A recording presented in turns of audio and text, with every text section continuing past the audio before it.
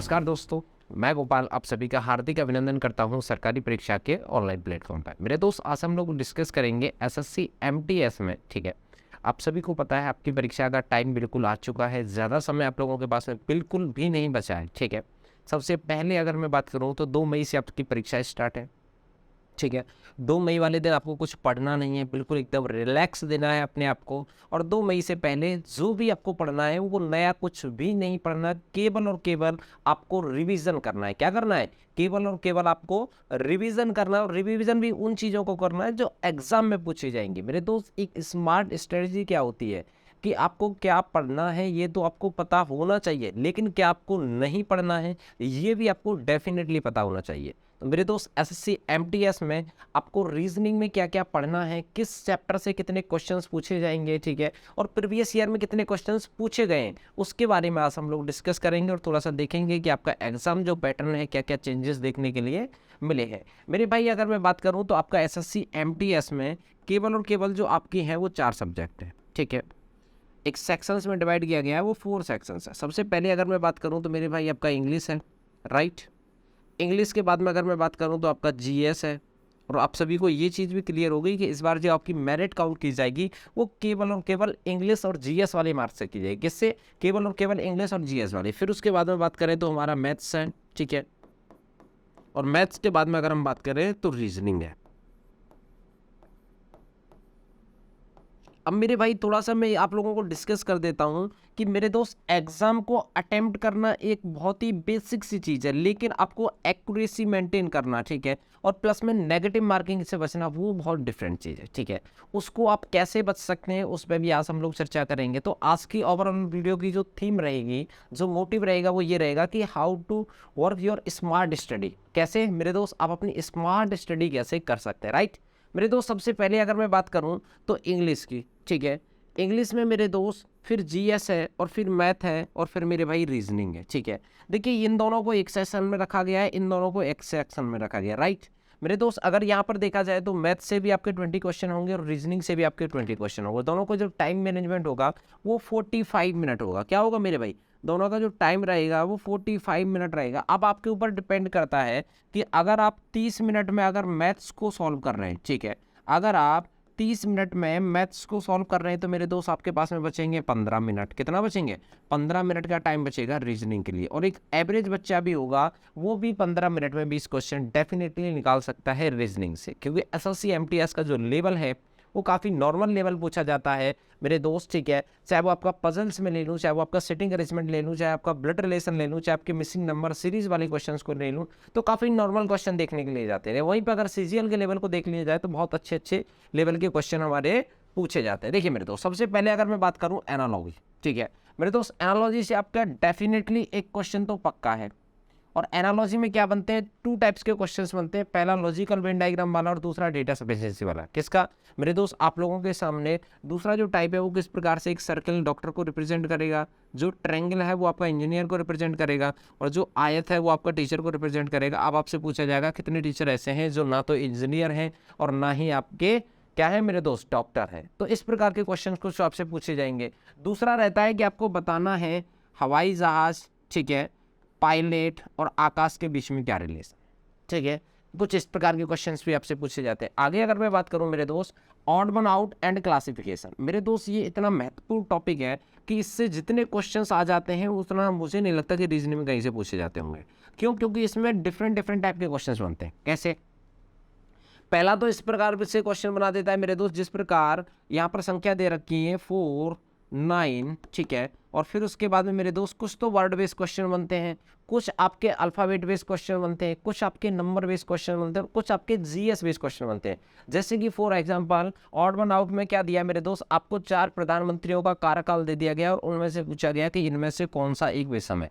अब आपको ये बताना होगा कि उनमें से कौन से प्रधानमंत्री का कार्यकाल कितना रहा था, कौन की सरकार बीच में गिर गई थी, कौन ने कंटिन्यू करा था। तो मेरे दोस्त एटलीस्ट आपको जीएस की भी थोड़ी बहुत नॉलेज होनी चाहिए। या फिर आपको दे दिया जाएगा 4 कंट्रीज के नाम दे दिए जाएंगे और कैपिटल पूछ ली जाएगी, तो मेरे दोस्त आपको वो भी याद करना पड़ेगा। तो इससे आपके मैक्सिमम 3 क्वेश्चन और मिनिमम 2 क्वेश्चन बनते हैं मेरे दोस्त। अगर मैं बात करूँ कोडिंग डिकोडिंग की, कोडिंग डिकोडिंग में इस बार चांसेस है कम क्वेश्चन बनेंगे, क्योंकि मेरे दोस्त पहले आपके ज़्यादा क्वेश्चन पूछे जाते हैं, अब केवल और केवल 20 क्वेश्चन। मेरे दोस्त 1 से 2 क्वेश्चन आपके कोडिंग डिकोडिंग से बनेंगे। सीरीज की अगर हम बात करें तो मेरे भाई 1 क्वेश्चन डेफिनेटली आपका बनेगा। मिसिंग नंबर और सीरीज का दोनों का, या तो मिसिंग नंबर का क्वेश्चन पूछा जाएगा या फिर मेरे दोस्त सीरीज का। क्यों? क्योंकि सर इस बार जो टॉपिक है वो हमारे ज़्यादा है, नंबर ऑफ क्वेश्चन है वो कम है। और एसएससी क्या करता है, एसएससी हायर करता है आईआईटीएन्स को। क्यों? क्योंकि मेरे दोस्त आपको एक क्वेश्चन दिया जाएगा और 2 से 3 टॉपिक की नॉलेज चेक की जाएगी। ये चीज़ आप ध्यान में रखना और नोट कर लेना कि एक टॉपिक दिया जाएगा, एक क्वेश्चन दिया जाएगा और 2 से 3 टॉपिक की आपसे नॉलेज चेक की जाएगी, ठीक है। फिर उसके बाद में अगर मैं बात करूं स्टेटमेंट एंड कंक्लूजन, मेरे भाई यहाँ से डेफिनेटली इस वाले पूरे पार्ट से आपका 1 से 2 क्वेश्चन रहेंगे, ठीक है। स्टेटमेंट एंड अजम्पशंस भी पूछ सकता है, स्टेटमेंट एंड आर्ग्यूमेंट्स भी पूछ सकता है और स्टेटमेंट एंड कंक्लूजन भी पूछ सकता है। वेन आरेख की बात करिए मेरे दोस्त, मैंने आपको बताया 1 क्वेश्चन डेफिनेटली पूछा जाएगा वेन आरेख से, ठीक है। ये चीज़ तो आप नोट कीजिए। यहाँ पर बात करें क्यू एंड क्यू वर्ड से, एसएससी एमटीएस में क्वेश्चन देखने के लिए नहीं बनता है।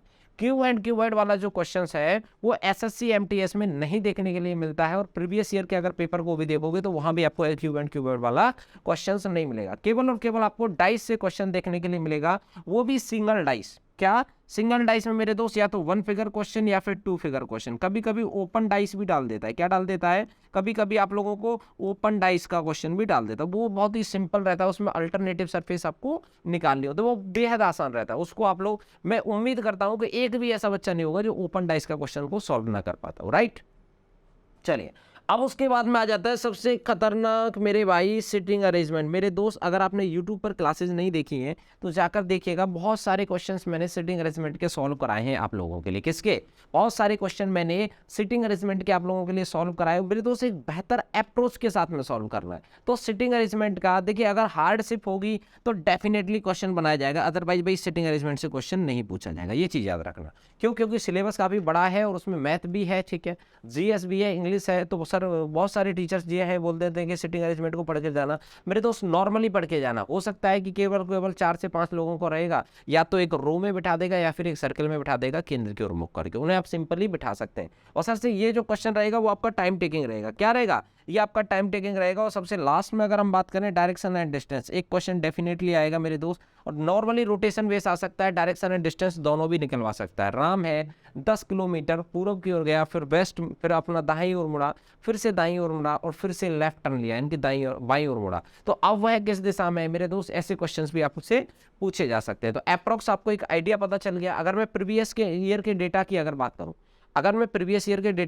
तो मैं आपको कुछ दिखा देता हूँ मेरे भाई, ठीक है, ताकि आप लोगों को ये चीज़ क्लियर हो जाए, ठीक है। एनालॉजी से प्रीवियस ईयर में मेरे भाई 2 से 3 क्वेश्चन थे। कितने थे? अप्रॉक्स 2 क्वेश्चन डेफिनेटली थे। फिर उसके बाद में अगर मैं बात करूं क्लासिफिकेशन से केवल और केवल 1 क्वेश्चन था। क्या था? प्रीवियस ईयर में क्लासिफिकेशन से केवल और केवल 1 क्वेश्चन था। कोडिंग डिकोडिंग के ज़्यादा क्वेश्चन थे भाई, ठीक है। कोडिंग डिकोडिंग के अच्छे खासे क्वेश्चन थे, 2 से 3 क्वेश्चन थे प्रीवियस ईयर में, ताकि आप लोगों को ये भी आइडिया लग जाए कि मेरे दोस्त अब इस बार कितने क्वेश्चन पूछने की संभावना है और प्रीवियस ईयर में, पिछली साल में कितने क्वेश्चन पूछे गए थे। समझ में आया? चलिए, अब उसके बाद में स्टेटमेंट एंड कंक्लूजन की बात करें, केवल और केवल 1 क्वेश्चन था पूरे इनके चारों टॉपिक से, ठीक है। फिर उसके बाद में वेन डायग्राम से 1 क्वेश्चन था मेरे भाई, ब्लड रिलेशन से 1 क्वेश्चन था, रक्त संबंध से। चलिए, अब जरा आगे बात करते हैं, ठीक है। चलिए, अब यहाँ पर मेरे दोस्त कुछ टॉपिक है। कभी कभी कुछ बच्चों को ये शिकायत आती है कि सर क्लॉक हम पढ़ के जाते हैं लेकिन क्लॉक से क्वेश्चन नहीं आता। मेरे दोस्त क्लॉक और कैलेंडर दोनों को अल्टरनेटिव में रखा जाता है। अल्टरनेटिव मतलब मेरे दोस्त अगर कैलेंडर से क्वेश्चन पूछ लेता है तो क्लॉक को स्किप कर देता है, और क्लॉक से क्वेश्चन पूछता है तो कैलेंडर को स्किप कर देता है। कभी कभी दोनों पूछा जाता है। लेकिन अगर टोटली आपकी परीक्षा में 20 क्वेश्चन हो, उसमें नॉन वर्बल का भी पोर्शन है, ठीक है, नॉन वर्बल रीजनिंग भी है, ठीक है, और मेरे दोस्त वर्बल रीजनिंग भी है, उसमें भी डिफरेंट टाइप के बहुत सारे टॉपिक है। तो मेरे दोस्त अल्टरनेटिव बेसिस में एग्जामिनर का रखने का लॉजिक भी सही है। क्या है? एग्जामिनर का रखने का लॉजिक भी सही है। क्यों? क्योंकि मेरे दोस्त सारे अगर टॉपिक्स की बात करें तो 46 अप्रॉक्स टॉपिक आते हैं इंडिविजुअली। अब 46 से अगर सारे टॉपिक से एक एक क्वेश्चन देने को एग्जामिनर को बनेगा तो मेरे दोस्त 46 क्वेश्चन से डेफिनेटली पूछने ही पड़ेंगे। लेकिन वो एग्जामिनर क्या करता है? एग्जामिनर ये करता है कि मेरे दोस्त एक क्वेश्चन देगा और 2 से 3 टॉपिक की नॉलेज चेक कर लेगा, राइट। चलिए, अब उसके बाद में मेरे दोस्त वर्ड फॉर्मेशन, यहाँ से भाई कभी कभी क्वेश्चन बनता है, कभी कभी क्वेश्चन नहीं बनता है, ठीक है। अरेंजमेंट, चलिए। अब उसके बाद में मैथमेटिकल ऑपरेशन, यानी कि मेरे दोस्त क्या है, सर एक समीकरण दिया जाता है कुछ इस प्रकार से। यहाँ पर मेरे दोस्त 100 लिखा जाएगा, डिवाइडेड में 10 लिखा जाएगा, मल्टीपल 2 लिखा जाएगा, फिर उसके बाद में +3 लिखा जाएगा, -1 लिखा जाएगा। इस मैथमेटिकल ऑपरेशंस की वैल्यू क्या आएगी? कभी कभी कुछ सिंबल दे देता है, प्लस या माइनस को चेंज करने पर क्या इसको संतुष्ट किया जा सकता है, माइनस या प्लस को चेंज करने पर इसको संतुष्ट किया जा सकता है, गुणा या डिवाइड को करने पर इसको संतुष्ट किया जा सकता है, या फिर डिवाइड और गुणा को चेंज करने पर इसको संतुष्ट किया जाता है। तो मेरे दोस्त कुछ इस प्रकार का क्वेश्चन डेफिनेटली एक क्वेश्चन तो आपसे पूछा ही जाएगा। लेकिन ये भी अल्टरनेटिव इस पर रहता है, अगर मैथमेटिकल ऑपरेशन का क्वेश्चन आता है तो ठीक है, अदरवाइज मेरे दोस्त ये टाइम टेकिंग रहता है। इसमें क्या करना है आप सभी को, इसमें जो करना है सबसे पहले आपको चेक करना है कि डिवाइड से ऑप्शंस को एलिमिनेट किया जाता है। क्या किया जाता है? ऑप्शंस को एलिमिनेट किया जाता है, और वो एकदम बेस्ट अप्रोच होती है आपके टाइम को मैनेज करने के लिए। मेरे भाई, अगर आपने टेस्ट लगाना स्टार्ट नहीं किया है तो टेस्ट लगाना स्टार्ट कर दीजिए। सरकारी परीक्षा के ऑफिशियली वेबसाइट पर और एप्लीकेशन पर, दोनों पर टेस्ट अवेलेबल है, आप वहाँ पर जाकर टेस्ट लगा सकते हैं। समझ में आया भाई? एज वाला क्वेश्चन बिल्कुल भी नहीं आता, एज वाला लास्ट टाइम से कई टाइम से नहीं पूछा जा रहा। अगर हम बात करें रैंकिंग की, रैंकिंग में भी बड़ी अल्टरनेटिव में रखा जाता है, कभी कभी एक क्वेश्चन पूछ लिया जाता है और कभी कभी इसको स्किप किया जाता है। समझ में आया? कभी कभी यहाँ से एक क्वेश्चन पूछ लिया जाता है और कभी कभी इसको स्किप किया जाता है। तो मेरे दोस्त, आप सभी को ये चीज़ समझनी होगी कि कौन कौन से टॉपिक को हमें स्किप करना है। अगर रैंकिंग की बात करें तो पूछा जाएगा तो नॉर्मल क्वेश्चन पूछा जाएगा, अदरवाइज इसको स्किप किया जा सकता है। कैलेंडर और क्लॉक में से एक को डेफिनेटली कभी कभी पूछ लेता है, कभी कभी दोनों को स्किप कर देता है। इस बार का जो CHSL का एग्जाम देखा था तो पहली शिफ्टों में ना कैलेंडर था ना क्लॉक था। समझ में आया? मैथमेटिकल ऑपरेशन की बात करें तो डेफिनेटली क्वेश्चन पूछ लिया जाता है, लेकिन कभी कभी स्किप भी कर देता है, ठीक है। मेरे दोस्त, वर्ड अरेंजमेंट में से क्वेश्चन ना ही पूछा जाता है, ठीक है, कभी कभी पूछ लेता है, कभी कभी नहीं पूछता। तो मेरे दोस्त, एक तो ये रहता है कि आपको अगर पढ़ा है तो रिवीजन करके जाए, ठीक है। डिपेंड नहीं करता आपकी शिफ्ट में पूछा जा रहा है फिर दूसरी शिफ्ट में नहीं पूछा जा रहा, क्यों। चलिए, अब जरा आगे चर्चा करते हैं नॉन वर्बल वाले पोर्शन में। ये है भाई आपका नॉन वर्बल वाला पोर्शन। नॉन वर्बल में मेरे दोस्त, अगर टोटल देखा जाए, अगर आउट ऑफ 20 में से हम काउंट करते हैं तो 4 से 5 क्वेश्चन तो डेफिनेटली पूछे ही जाते हैं। कितना सर? 4 से 5 क्वेश्चन तो डेफिनेटली पूछे ही जाते हैं। चलिए, अब देखिए मेरे दोस्त, यहाँ पर एक होता है हमारा सीरीज। सीरीज में क्या होता है, कुछ 4 आकृति कुछ इस प्रकार से आप लोगों के सामने रिप्रेजेंट की जाती हैं, और उन 4 आकृतियों में कुछ ना कुछ एक पैटर्न आगे बढ़ाता है। क्या करता है? कुछ ना कुछ एक पैटर्न आगे बढ़ाता है और कंटिन्यू करता है। क्या करता है मेरे भाई? कंटिन्यू करता है। फॉर एग्जांपल, यहाँ पर मैंने @ लिखा और यहाँ पर हैश लिखा। अब हैश को ऊपर लिखा और @ को नीचे लिखा। अब मेरे भाई, हैश को नीचे लिखा, @ को ऊपर लिखा, फिर उसके बाद में हैश को ऊपर लिखा, @ को नीचे लिखा। तो कुछ इस प्रकार से पैटर्न चलता है। तो हमें 5वीं आकृति बतानी होती है, चौथी आकृति बनानी होती है, इस स्थान पर कौन सी आकृति आई। समझ में आया? अब उसके बाद में बात करते हैं मेरे दोस्त काउंटिंग ऑफ फिगर। भाई, काउंटिंग ऑफ फिगर में 5 टाइप के क्वेश्चंस बनते हैं। पहला आपको रहता है काउंटिंग ऑफ ट्रायंगल, ठीक है। फिर उसके बाद में हम एक क्वेश्चन डेफिनेटली बनेगा, ठीक है, क्योंकि इसमें काफ़ी टाइप बन जाते हैं। इसमें होता है मेरे भाई स्क्वायर्स की संख्या ज्ञात करो, वर्गों की संख्या ज्ञात करो, रेक्टेंगल यानी कि आयतों की संख्या ज्ञात करो, लाइन्स यानी कि रेखाओं की संख्या ज्ञात करो, फिर उसके बाद में सर्किल यानी कि सर्किल की संख्या ज्ञात करो, और फिर उसके बाद आ जाता है मेरे भाई क्यू यानी कि घनों की संख्या ज्ञात करो। तो इससे क्वेश्चन मेरे दोस्त डेफिनेटली देखने के लिए मिलता है, ठीक है। इसको आप जरूर पढ़कर जाएं, ठीक है। काउंटिंग ऑफ फिगर यानी कि आकृतियों की गणना करना। पेपर कटिंग और आपका जो water image and mirror image रहता है, छिपी हुई आकृतियां, ठीक है। Water image and mirror image रहता है, वो भी आपका अल्टरनेटिव बेस में पूछा जाएगा इस बार। क्यों? क्योंकि मेरे दोस्त नंबर ऑफ क्वेश्चन केवल और केवल 20 हैं। तो मेरे दोस्त पेपर कटिंग और जो आपका दर्पण इमेज, दर्पण छवि और मेरा जल प्रतिबिंब रहता है, वो दोनों के दोनों एक दूसरे के अल्टरनेटिव रहते हैं, ठीक है। दोनों एक दूसरे के अपोजिट रहते हैं अगर देखा जाए तो। दोनों का कॉन्सेप्ट बेसिक सेम है, मैंने यूट्यूब पर पढ़ाया है, आप लोग वहाँ से भी देख सकते हैं, ठीक है। ये रहे हमारा वाटर इमेज यहाँ पर है, मिरर इमेज यहाँ पर है, दोनों के दोनों मेरे दोस्त अगर ये कॉन्सेप्ट आपका क्लियर है, वाटर इमेज एंड मेरे भाई पानी में छवि, ठीक है, और दर्पण में आकृति, ये दोनों वाला अगर कॉन्सेप्ट क्लियर है तो डेफिनेटली आप आधे से ज़्यादा नॉन वर्बल के पोर्शन को राइट कर पाओगे। क्यों? क्योंकि देखिए बेसिक यही चीज़ है, बेसिक यही चीज़ है, किसी भी आकृति को क्या करता है, रोटेशन कर देता है, लेफ्ट से राइट में घुमा देगा, दाएं से बाएं घुमा देगा। तो मेरे दोस्त जब आपको एक बार पता चल जाएगा कि मिरर में कैसे घुमाया जाता है, रोटेशन कैसे चलाया जाता है, तो डेफिनेटली आप लोग आंसर कर पाओगे। अब जरा सा चर्चा कर लेते हैं कट ऑफ के ऊपर। कुछ लोग ऐसे हैं जो मार्केट में अफवाह उड़ा रहे हैं कि सर कट ऑफ जो जाएगी वो 140 जाएगी। अरे मेरे भाई, मेरे दोस्त, मेरे बंधु, एक चीज़ बताना, क्यों मेरे भाई, इस बार क्या होता था, लास्ट टाइम में क्या होता था सर, लास्ट टाइम में ये होता था, ठीक है, क्या होता था मेरे भाई, लास्ट टाइम में ये होता था कि सर मैथ के भी नंबर जोड़े जाते थे, रीजनिंग के भी नंबर जोड़े जाते थे, इंग्लिश के भी नंबर जोड़े जाते थे और जीएस के भी नंबर जोड़े जाते थे, तब जाके मेरे दोस्त इतनी हाईएस्ट कट ऑफ जाती थी एसएससी एमटीएस की। क्यों? क्योंकि वैकेंसियाँ बहुत कम रहा करती थी, राइट। अब मेरे दोस्त वैकेंसियाँ भी अच्छी खासी हैं, क्यों, और वैकेंसियाँ के साथ में अगर बात करें मेरे भाई, पैटर्न भी थोड़ा सा चेंज देखने के लिए मिला है, क्यों। अब उसके बाद में तो कट ऑफ आपकी नीचे जाएगी। तो मेरे दोस्त अगर मैं बात करूं यहाँ पर मेरे भाई, जीएस में कौन ऐसा बच्चा है जो आउट ऑफ 20 क्वेश्चन को सही कर पाएगा? मुझे नहीं लगता ऐसा कोई बच्चा है जो 20। क्यों? उसके पीछे का रीज़न है कि अथाह जीएस है। क्या है? अथाह जीएस है। हिस्ट्री है, पॉलिटी है, जियोग्राफी है, इकोनॉमिक है, साइंस टेक है और करंट अफेयर है। कितना पढ़ेगा बच्चा? एक जियोग्राफी को ख़त्म करने में 3 महीने का समय लगता है। तो मेरे दोस्त कहीं ना कहीं इसमें जो बच्चा 10+ करेगा वो बच्चा एकदम एक्सीलेंट है। और दूसरी बात करें मेरे भाई, अगर इंग्लिश की बात करें, और इंग्लिश में मेरे भाई आप आउट ऑफ 20 में से 20 ला सकते हैं, डेफिनेटली बच्चे लाए भी हैं। अगर आपके 18 से 19 भी सही हैं तो डेफिनेटली आपका सिलेक्शन होगा। आपको घबराने की कोई भी ज़रूरत नहीं है। कहने वालों को कहने दो, कहने वालों को कहने दो, कहने से कोई फ़र्क नहीं पड़ता। और उन लोगों का काम भी कहना ही है, क्यों, उन लोगों का काम भी यही सब कहना है। तो मेरे दोस्त आप लोगों को अपना मन लगा के तैयारी करनी है, ठीक है। किस टॉपिक से कितने क्वेश्चन आते हैं वो मैंने आप लोगों के सामने डिस्कस किया। ये सारा का सारा कंप्लीट हमारा सिलेबस है, ठीक है।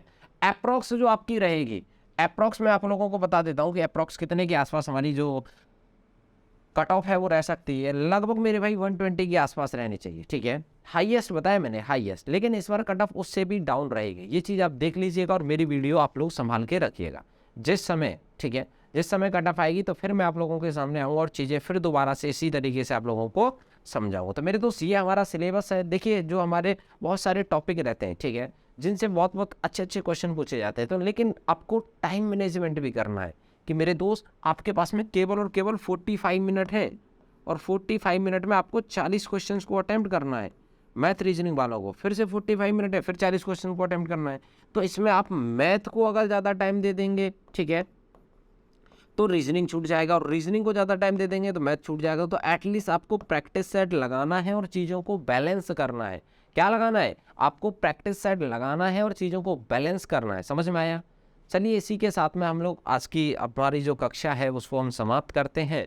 और मेरे दोस्त आप लोग अभी तक नहीं जुड़े हैं तो एसएससी एमटीएस की क्लासेस चल रही हैं सरकारी परीक्षा यूट्यूब प्लेटफॉर्म पर, वहाँ पर आपको आकर जुड़ सकते हैं और डेली बेसिस पर आप लोग प्रैक्टिस सेट लगा सकते हैं और अपने स्पीड को इंक्रीज़ कर सकते हैं। डे बाई डे आप अपनी स्पीड को इंक्रीज़ करेंगे तो कहीं ना कहीं थोड़ा सा आपका एक्यूरेसी पर भी इफेक्ट पड़ेगा और आप अपनी नेगेटिव मार्किंग से भी बचेंगे। बाकी कोई डाउट्स रहे तो मेरे दोस्त ज़रूर बताइएगा। हम लोग मुलाकात करते हैं नेक्स्ट क्लास में। तब तक के लिए जय हिंद, जय भारत।